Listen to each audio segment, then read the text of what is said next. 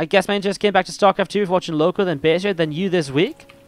So you're so far you're somewhat missing the old Wings of Liberty days. Dude, honestly, while Wings of Liberty was great, the game is actually so much, is a lot better now. It's, actually, I honestly really do believe that the game in terms of gameplay is in its best state it's been in a long time. The matchups are very consistent, the matchups have a lot of different diversity a lot of the time. Nothing is really kind of like super broken in any way. I really feel StarCraft's in a great space. So, welcome back from the wall days. Good to see you. And thanks for saying hi again. Great to see someone who's new to the stream saying hello. Good to have you with us. And just before we go into this, we do have the new Twitch Prime sub. So, Waluigi has gone in there. And he's gone and used his Twitch Prime on the channel. Thank you so much for subscribing. Welcome to the Wardy family. Great to have you with me. Do get on the Discord server if you want those replays. Get yourself synced up. And can we get a warm welcome to Waluigi? I think it's maybe Waluigi, because that's where the capitals are. Welcome to the Wardy fam. Alright guys, let's do this new repugnancy. As to the top right hand side of the map, we actually start with our pink Zerg player from Gamer's Origin. It is Stephano. As we have to the bottom left hand side, the orange Protoss player, it is ArT. New war chest looks sick city, says Prokiboard. Damn right it does. I actually love the new war chest. I think it looks absolutely beautiful. Really happy to see this. I don't really usually get excited for skins, but these skins look great. So this is a map by Sangloon, who's out in the chat. So hello to you. Good to see you with us today. And well, so far you're not getting any cheese on your map, so congratulations first off, I guess. This is a map which comes under the macro section of the map pool. And again, I talked about this the other day. This is one which I really like the aspect of, like these greener areas in towards the ruins in the middle of the map. It's pretty fun. We got this marine statue here so the Protestant Zerg can come run over it and knock it down. But yeah, in general, a macro map is designed to be able to give you 3 bases, 4 bases more easily than other maps. And immediately you can see main base is very not droppable, especially once you take this 3rd base. You know, there's a little bit of space up here, but that's really the only way you're getting into this main. The one thing that I do notice on this map is there's a lot of surface area around here. It's really maybe kind of units to jump up and down for blink players. That is interesting to see how that maybe plays out over time, and to see if anyone maybe uses that. We're actually going to see Stephano expanding down the map, so he expands down into this 3rd base in the little low ground. So actually, again, leaves this area towards the main exposed. But otherwise, I mean, Natural has a little bit... I feel like there's a lot of room for Reapers on this map, if nothing else. But yeah, you can kind of see, you know, you take a base up here, you've got high ground for your 4th, etc. You can see how this map very easily becomes macro-focused. You're not expanding towards your opponent really at any point. The more bases you take, the more other bases gain protection as well. So you kind of, you know, while you're kind of starting to spread yourself out more thinly, you're also creating less reason for you to have more units back in the main base because more space is covered, kind of in ways of how you can, you know, go and be aggressive towards the main, for example. So there you go. We go into this game with my expert analysis on how I feel the map works and what its goal is. Whether you think it's expert or not, I'm going to call it expert. You guys can't tell me if it's good or not. I'm not going to read Twitch chat if you be saying mean things, okay? Anyways, we see a Dark Shrine. So this is a bit different to usual because the Dark Shrine, usually this is for an Archon drop, but the Dark Shrine isn't isn't the most common way to approach this. Usually if you go Archon drop nowadays, you do it with a Templar Archives.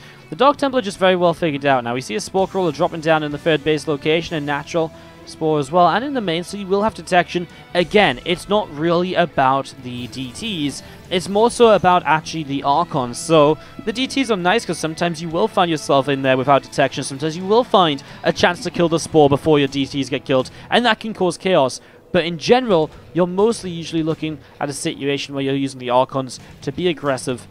And it is interesting because it just means that with the Archon drop like this, you take away a lot of the potential for going in towards, for example, just, I mean, Storm. You know, it's another investment you have to make before you can start the Storm upgrade.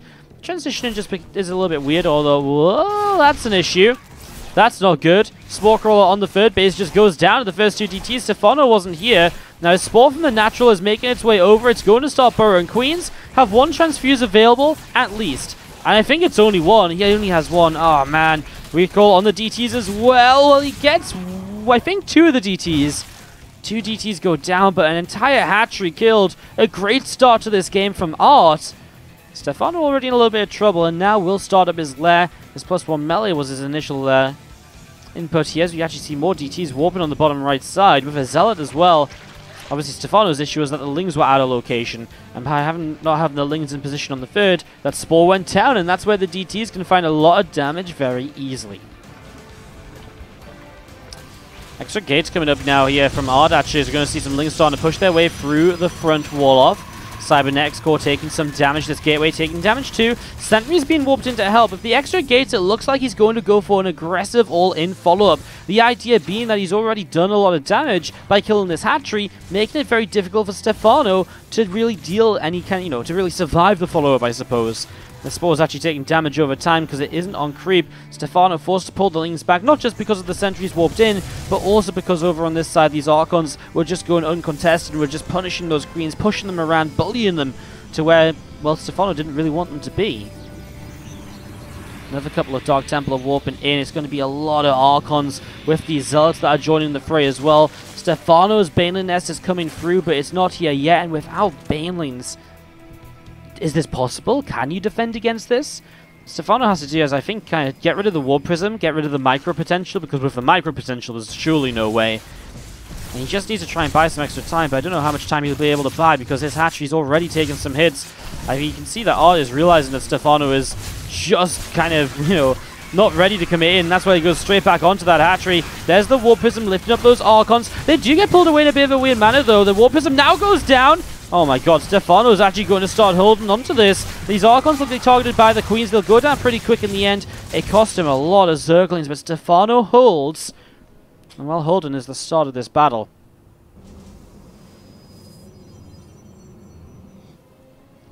More Zerglings of Stephano through the south side. Another couple of Archons just being added into play here again. Obviously, I mean, ArT is ready to keep this going. He actually got another Prism up ready to go too. Thing is, now Stephano has Banelings, and that alone is useful. You have another minute alive, and Stephano then has +2 melee on his side as well. So this is pretty crazy so far. ArT is really getting this position where everything looked to be going great for him, but now, well, now he might be in some trouble. Stephano obviously has dropped 1 map so far today. As you'll see this Ling Bane Queen coming up, and we are going to see the Lings coming forwards, going for a surround. Bane's looking to connect in. The Zealot's taking a lot of damage right away, and we'll see these Archons being picked off. Archons just continuing to fall right now as these Queens come up the ramp. I mean, the Lings are down, sure, but those Archons are dying still. I mean, the Queens have transfusions. That last Archon will fall, and now this Pylon drops as well. Well, okay, there's still going to be a Warp Prism, but ArT realizes it's not going to work out, and Stephano will take it. I'm not going to see anyone play on it. It will be, it will be sorted out at some point. By the time the tournament's a whole event, right? And it does, our plan extrapolates out throughout the entirety of the event to make sure that everything does get played a reasonable amount, a fair amount. What's up, Loco, with the auto host? It's actually a pretty big auto host, though, so I'll still say hello to you guys if you're just tuning in from the Loco stream.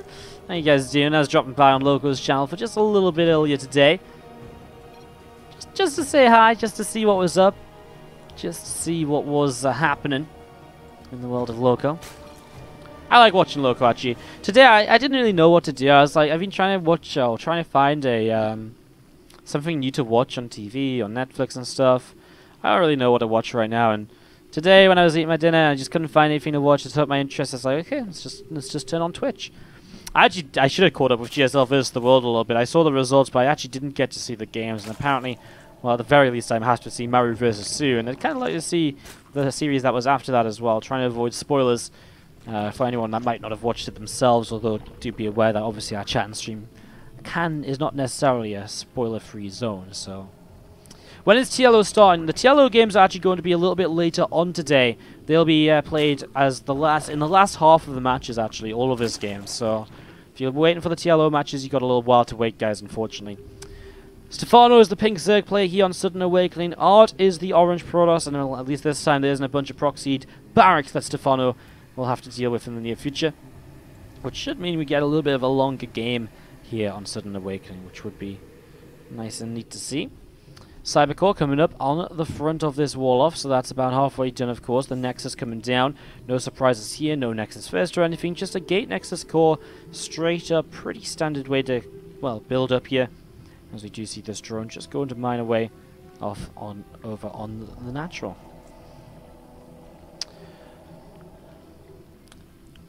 Sudden Awakening, it's again kind of awkward because I'm kind of set up in the mindset that I'm just going to talk about the maps in the early stages of the game, but obviously we just talked a little bit about Sudden Awakening not even half an hour ago if you were here for Akron and Stephano. So here it is again anyways, as we do see this Overlord going to come and check around in the natural expansion, hop up in towards the main base here shortly, as we do see the adapters from this ArT going to start moving on over to the bottom right hand side of the map. Again, initially you want to try and get this set up. He does proxy a Stargate, which is interesting because it's this map where you have these missile turrets, right? So you're probably not expecting an Oracle or anything to kind of show up and to deal any damage. But, well, obviously Stephano, he might have to deal with this Oracle as the Stargate gets proxied on the bottom side. It's not that it's impossible. You know, the Oracle could come on over here, around through the center, and then up. Obviously, it's, you know, Stephano's not expecting it super quickly, so this could catch Stephano a little bit off guard. Let's see if that's going to be the case. This Oracle just being chrono boosted right now, about halfway done. Going to be coming up to completion in the next few moments, and then we'll be heading in towards the natural expansion. Or maybe the main, because there is 2 queens in the natural already. I guess with these adepts, you'll still see where the queens are, perhaps. Queens are starting to make their way up to the main, so it's actually going to line up pretty well for just going to the natural. Yeah, queens continue to come up to main, so natural would be a great position to head into. ArT's going to go all the way around the side of the map to get into the natural mineral line. I guess he just expects 2 queens to still maybe be here. He didn't actually see these were heading up to the main, so while we were able to see that, ArT was not. 2 queens will end up being here. As you see, 1 drone and a second going down. That'll be about it. Oracle has to pull away. Again, a few lings just sat off over on the left-hand side, going to keep on looking for that Stargate. He knows it's proxied somewhere and he is going to find it to the south. 1 Oracle does have energy though and could just get rid of those lings and keep the Stargate powered if he'd like to. I mean, even just keeping the pylon alive stops him from being, you know, stops him from having to rebuild another pylon as quickly, because it's obviously providing supply for him.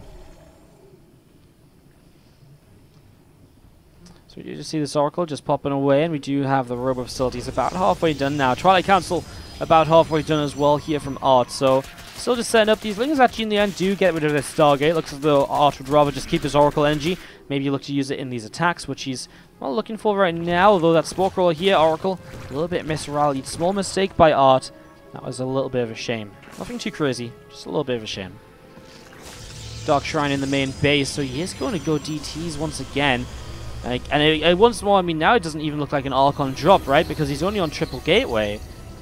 So a DT follow-up. Look to take a third Nexus. Third Nexus is very set back here, by the way, so not too crazy when it comes to defending it. You can wall off here too, and then you can just sort of position your army here, which kind of holds the natural and this left-hand side. And in general, this map kind of allows you to go in towards that more macro-focused game as a Protoss player, I feel, because there's not really a lot of issues in terms of being able to set up.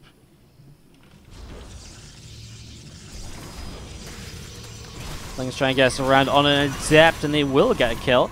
A couple more Zealots heading over to the left-hand side. More Zerglings here from Stephano going to come up to the top 2. And those Zealots just going to be looking for a little bit of a fight. And here he goes. Zealots going to get into the action. Lings will start falling.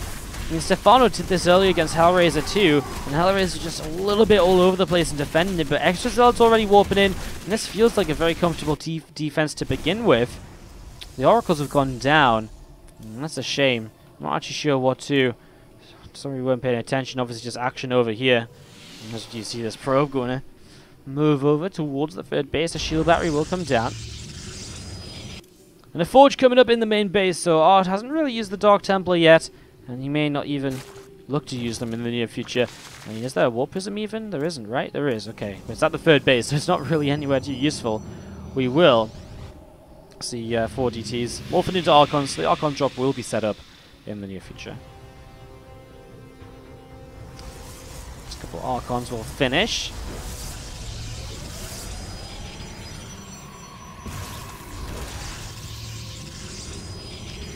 I'm just going to be seeing these Archons doing a little bit of damage here and there.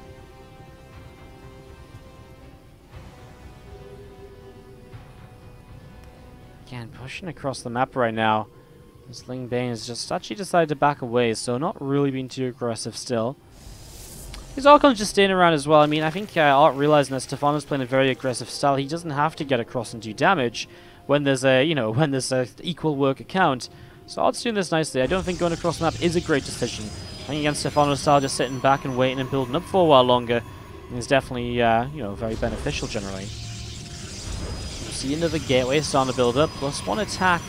It's just about halfway done on the Forge too. We see that Infestation Pit also just ticking over, being halfway done in the production. So, Infestation Pit coming up as DTs find a 4th base without any detection on it. So, well, for the second time in the series, Stephano losing a hatchery to Dark Temple. Although, obviously this is less important of a base as losing your 3rd base in the last game. F1 Jello, there are more streams for the other games ongoing. No, all of the games that are being played today, even though we will cast a couple from replays, are going to be cast on this channel completely spoiler-free. So even though a couple of matches have been played off-stream already, no one knows the results bar the players. We'll be casting them on the stream later, so you'll still get to see the players. You just have to wait a little bit. Again, otherwise we would have just cast them all live anyways. This is simply a way to kind of make the players have to spend less time in the tournament and just give them a little bit of a better time, finish up a little bit earlier in the evening. Thank you very much, Bigudi108. He says, here's your share from coaching me yesterday. Thanks. Keep up the SC2 passion, my man. Dude, thank you so much for the 500 bits. There's some love in the chat, please, for Bigudi108 and the 500 bits being cheered. Thank you so much, dude. Appreciate it. Awesome. Lings still gathering up. More Ling Bane getting set to keep on being aggressive. Pushing forwards right now. These Balins will try and see what they can do as... Well, Archons are already intercepting, though. It's a long run into that position, into the left-hand side. Oh, he's going to get there, though. 8 workers going down. The rest of the Ling Bane cleaned up, though. I wouldn't say this has been much of a success, though, honestly. From Stephano, okay, he cancels a 4th base, which is great, considering his own 4th got cancelled. He's currently double expanding through the south side of the map. Not going to take this base over here. Despite that was a base that between True and Raynor, we saw being taken pretty much instantly as the 4th. So that's interesting. Stephano expanding differently than what we saw earlier on. Plus your attack upgrade on the Forge as well. So this still continues as this Forge just spins away. The upgrade's still looking good for the Pros player. Yes, behind the upgrades of the Zerg, who has Hive and Adrenal Gland started behind all of this as well. No! The DTs again! They're going to swipe their way through yet another hatchery, another cancel. Okay, well, you're allowed a 4th base this time, but not a 5th. He's just working his way up in the game, isn't he? Or in the series, he's like 3rd base, then a 4th. Now I kill your 5th base. Soon he's going to kill the 6th base with DTs. Nice hold position on these DTs, by the way. Actually stops them from being able to move away. Obviously, when ArT realizes he is going to actually...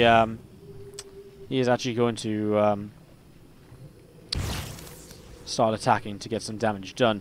Now we do see the Archons coming in there, able to push those Lings back. It's interesting because the 4th base is almost like in the middle of the map, right? The central pathway naturally pushes into the 4th, but it's very well protected by this choke point. Obviously the rocks are up here as well. Some Banes rolling around and trying to find some extra probes. 5 workers and a shield battery. Not bad, but there's still quite a few workers.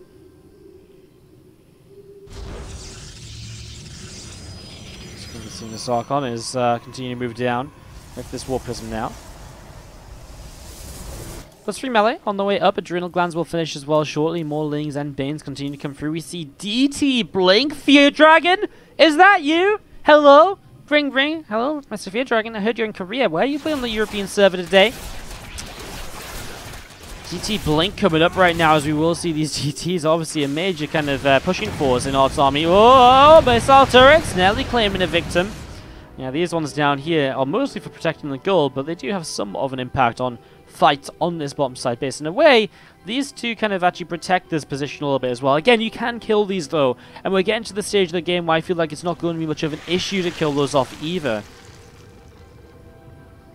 We are just going to be seeing the Lings and Banes continue to come up.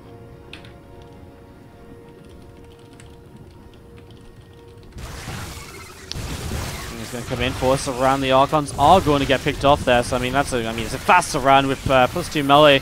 Archons will still melt. Bane's starting to actually push through into the natural as we see the Lings to the left side are being cleaned up. A couple of sentries are going down as well, man. Those Adrenal Glands obviously helping a lot with the +2 melee. It's not just +2. +2 Lings aren't always this crazy, but the Adrenal Glands as well makes them attack so quickly as probes disappeared, man.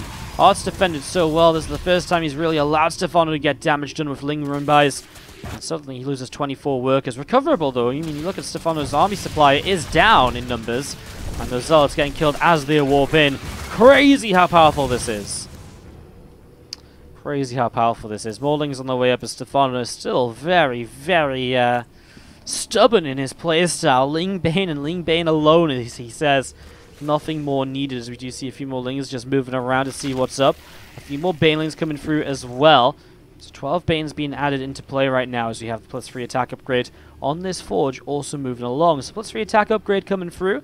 Extra Archons also coming into play now. And again, those Lings are already scary. What are they going to be like with more upgrades? I don't even know. It's going to be pretty crazy here as we see those Lings breaking through. And, well, more Ling Bane with an Overseer overhead just sat out down to the center. Stephano will have a few more Zerglings just pressing forwards with this, and again, it's just a split of these Archons, and it is mass Archon. I love the lack of Immortals. Immortals aren't good against Ling Bane. Immortals are good because they're tanky against the Hydra shots even. They will deal a good amount, they'll chunk their way through Hydras. Against Ling Bane, the Immortals are really just a waste. Archons realizing that this entire army of Stephano is over here is going to bring the Archons in from the south side. Again, loses a bunch of workers, but remember, every time this happens, these units continue to go down. Stephano sacrifices the Banes onto the Nexus. Won't get the kill, but gets it low, maybe making it more of a target for later. Cannon's in some trouble here because the pylons will just go down, and that's going to empower the base. And oh my god, those layers are just absolute monsters. I would mistake these for Cyclones with how fast this Nexus is going down. It just dies. Man, Ling's so insane, and the Warlock isn't here on the natural, so Stephano dives in yet again for even further damage. More pros being picked away at, and ArT is just going to type out GG, well played. At this point, he doesn't have the